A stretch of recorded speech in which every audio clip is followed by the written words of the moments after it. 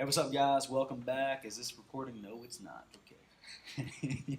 I don't video. What's up? Yeah, like, Okay, that's the person doing iPhone. Here we go. that's right. Here we go. Now it's recording. Yep. Hey, what's up, guys? We're back for our Saturday podcast. How you doing, Steve? Good. How you doing? Doing good, man. Doing good. And so we left the disciples. We left Jesus, and yesterday we left him as he's dead. He said, "It is finished," and buried in the tomb. Yep. And he's dead. And so today we're thinking through what that Saturday must have been like. And holy cow, right? Yeah. I mean, all the crazy stuff leading up to Friday, and then Saturday is just, it's kind of like when you have a huge event and that letdown on the other end. Can you imagine what that letdown was like? Yeah. When you're just sitting there and he's dead. He's been taken off. He's been determined dead. And he's been laid in the tomb now. And it's almost like your hopes and dreams is in a cave, in a tomb. So I guess like as long as there's life, I guess there's maybe an instance of hope, or not an instance of hope, but there's a chance of hope. But like when someone's dead, they're dead. I mean, because think about it, even up on the cross as he was speaking and stuff, there was like he's still alive. He's still alive. You wonder if they were like he's still, and even the words he said, which is what I hope students saw when they read their scripture yesterday. They got to see the words, or maybe looked around and saw the words of Jesus and how they're so impactful. But now there's no breath. There's nothing. There's just a corpse. It's crazy. So when we were talking through this a little bit, we labeled this idea, Saturday must have been a tumultuous state of resting. Yeah. It's a tumultuous state of resting. So what exactly do we mean by that? Well, you're looking at basically there's a rest. It's almost like the eye of the storm, I guess. Yeah. It's like something's up. There's nothing happening, but something's happening inside your mind. Yeah. And in your heart, and even in the dynamics of the relationships of the disciples, was there finger pointing going on? Could have been. Was there Peter, you denied him. Peter, you denied him. You coward, or why didn't you? Where did you go? You know what I'm saying? Yeah. Was there any of that? Was there? Oh, let's take names. Let's get the list. Who's here? Who's here? And they're all trying to, because they all had to. I wonder if they all thought, if that's what they did to Jesus, what are they going to do to us? Yeah. Because we are on the record for following him. Yeah. And so, where you try to rest, but yet every footstep outside your door or down the road, somebody's on watch the whole time. Because I think too, we looked at, we've been encouraging you students to go through Luke's gospel. Luke 23. This book, I don't know if I ever saw this until we read this. Really? But Luke 23 verse 56, when Jesus is dead, they bury him.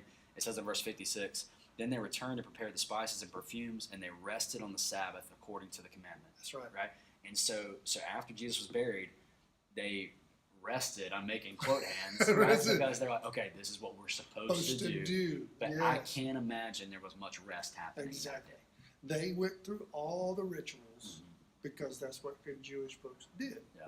You had to keep the rituals, which kind of showed something. They were still keeping the religious rules. Yeah.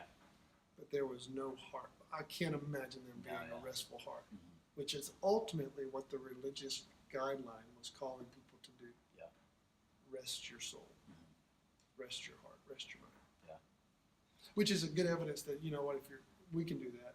We can go through we can jump through the hoops. Absolutely. We can do the religious stuff, but in our heart is far from. Yeah. And so they're back in that mode. Yeah. I mean, I can't imagine, because it's literally, they have to be thinking, we said this a little bit, I think, on Thursday, but man, everything that they placed their hope in for 3 years was gone. Right?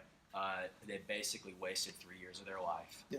I know a lot of our high school, middle school students maybe don't know what that would feel like, but I know people who have almost wasted some years of their life. And these guys are literally sitting there thinking, oh my gosh, we literally wasted our time. Yeah, how many of them were planning their okay, what's my backup plan now? I guess I go back to fishing. Go back to fishing, which you find many did. Yeah, that's right. Yeah. And so it's a crazy thing. And so I guess in thinking about that as we wrap up a little bit, and is it not comforting for us though to know that, I guess now, hindsight, because in the moment it would not have been comforting, but hindsight, we look back, and is it not comforting to know that, man, God is able to work even when it seems like he's not really working all that much.